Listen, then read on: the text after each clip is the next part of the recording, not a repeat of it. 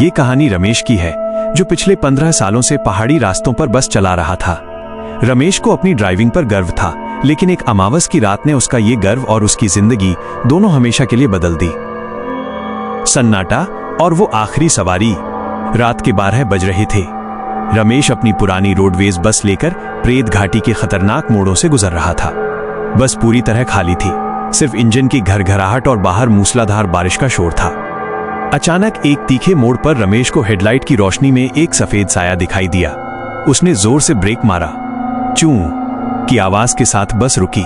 सामने एक बूढ़ा आदमी खड़ा था, जिसके हाथ में एक पुराना लाल लालटेन था। रमेश ने खिड़की से चिल्लाकर पूछा, बाबूजी, इतनी रात को यहाँ क्या कर रहे हो? रास्ता बंद है। बूढ़ा कुछ नहीं बोला, बस चुपचाप बस के पिछले दरवाजे से अंदर चढ़ गया। रमेश को अजीब लगा कि बिना कंडक्टर के उसने दरवाजा कैसे खोला, लेकिन उसने नजरअंदाज कर दिया। शीशे में जो दिखा। रमेश ने बस आगे बढ़ाई। अचानक उसे महसूस हुआ कि बस भारी हो रही है, जैसे उसमें 50-60 लोग सवार हों। उसने ऊपर वाले रियर व्यू मिरर शीशे में देखा और उसके रोंगटे खड़े हो गए। पीछे की सीटों पर वो बूढ़ा अकेला नहीं था। पूरी बस धुंधले शत विक्षत चेहरों से भरी हुई थी।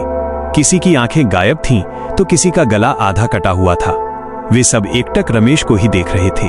रमेश के माथे पर पसीना आ गया। उसने तुरंत पीछे मुड़कर देखा तो बस बिल्कुल खाली थी।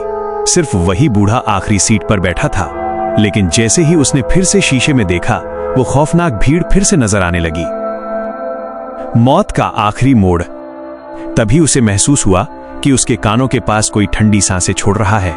एक सड़ी हुई लाश जैसी बदबू पूरी बस में फैल गई। शीशे में उसे दिखा कि वो बूढ़ा अब उसके ठीक पीछे खड़ा है। बूढ़े ने अपना हाथ रमेश के कंधे पर रखा। रमेश को ऐसा लगा जैसे किसी ने बर्फ की सिली रख दी हो। बूढ़े की आवाज गूंजी, जो इंसानी नहीं लग रही थी। रमेश, आज 10 साल हो गए। उस दिन भी इतनी ही बारिश थी जब तुम्हारी बस खाई में गिरी थी और हम सब मारे गए थे। तुम अकेले बच गए थे ना? रमेश का गला सूख गया। उसे याद आया, 10 साल पहले इसी मोड़ पर उससे एक भयानक एक्सीडेंट हुआ था, जिसे उसने अपनी रसूख से दबवा दिया था। रोंगटे खड़े कर देने वाला अंत। अचानक बस की लाइटें बंद हो गईं। रमेश ने पागलों की तरह स्टीयरिंग घुमाया, लेकिन ब्रेक फेल हो चुके थे। उसे अंधेरे में दर्जनों हाथ महसूस हुए, जो स्टीयरिंग को खाई की तरफ मोड़ रहे थे। अगले दिन सुबह खाई में बस का मलबा मिला।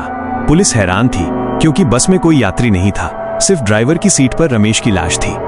चौंकाने वाली बात यह थी कि रमेश के शरीर पर चोट का एक भी निशान नहीं था, लेकिन उसके बाल पूरी तरह सफेद हो चुके थे और उसके चेहरे पर जमा हुआ खौफ ये बता रहा था कि उसने मौत से पहले कुछ ऐसा देखा था जो किसी इंसान के बस की बात नहीं थी। आज भी उस घाटी से गुजरने वाले ड्राइवरों को रात के 12 बजे एक पुरानी रोडवेज बस की हेडलाइट दिखाई देती है और कानों में सुनाई देता है एक लालटेन वाले बूढ़े का कहकहा।